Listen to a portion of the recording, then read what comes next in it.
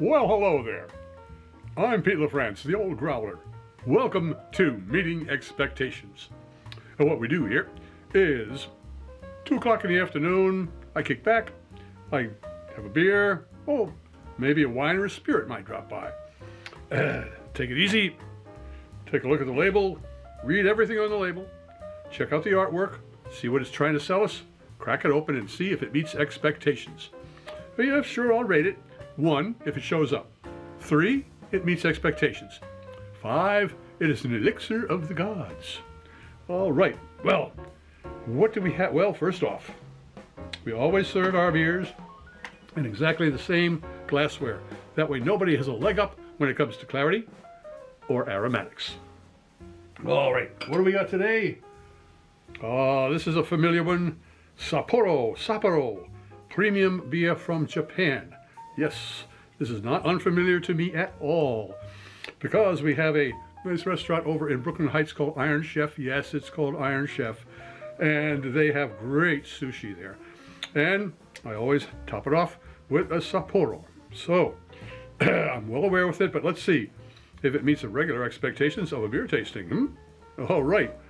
Well, okay, it says, brewed. Discover the perfect balanced taste that's refreshing, that's irresistible to all as you share rich moments with this masterpiece of the brewer's art.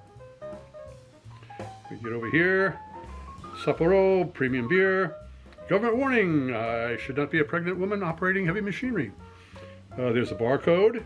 Brewed and canned by Sapporo Brewing Company, Escondaldi, California, and Richmond, Virginia.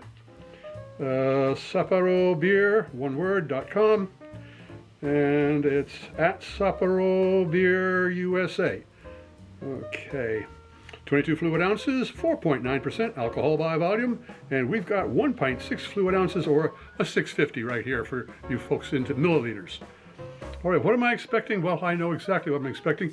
A lager style, or Pilsner style lager from Japan, a light beer, nicely balanced, refreshing as it can be, and just a really standard, nice standard beer. Oh yes, and let's see here, $5.99 at the local beer emporium.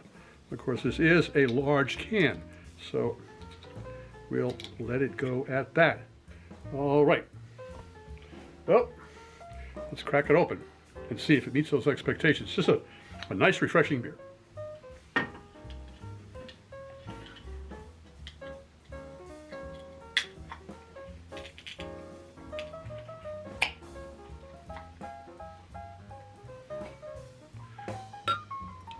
Well, here we go.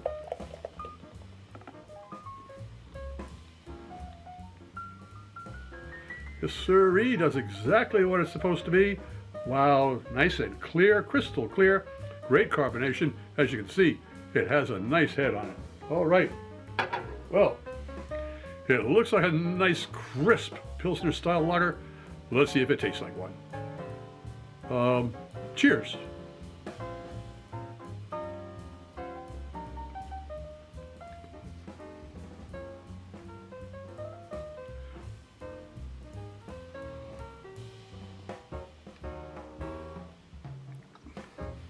Yes, I took 2 sips. The reason I do that, again, as I said, it's around 2 in the afternoon. My taste buds are on siesta, so they have to be woke. Well, they're woke now. Let's see what their olfactory friends have to say. Wow. I've never didn't get a chance to notice before, but that has got a nice, very light, roasted malt aroma to it, just a touch, but it is certainly noticeable. All right, let's see what the taste buds have to say about that.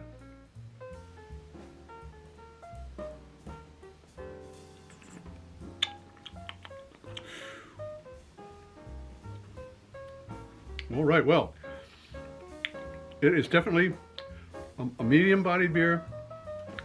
The malt in that is just very underlying. It's a grainy type. It's not very sweet. It's grainy. You get that sense of almost toasted grain, but very lightly toasted, of course. And the hops, they're just on top. They're just a kiss of the hops, nicely balanced. Definitely, this is a well-balanced beer. There is no doubt about it. It certainly does. Wow, it meets expectations for sure. In fact, now that I think about it, you know, I'm going to give it. It's above a 3. I'm going to give it a 4 because it is just such well-made beer. Definitely a well-made beer. If you enjoyed this presentation, please click on the subscribe button and the bell. That way you won't miss any of our presentations. A thumbs up would be great, share us with your friends, and a comment would be really appreciated. I'm Pete LaFrance, the Old Growler, hoping all of your beers meet expectations.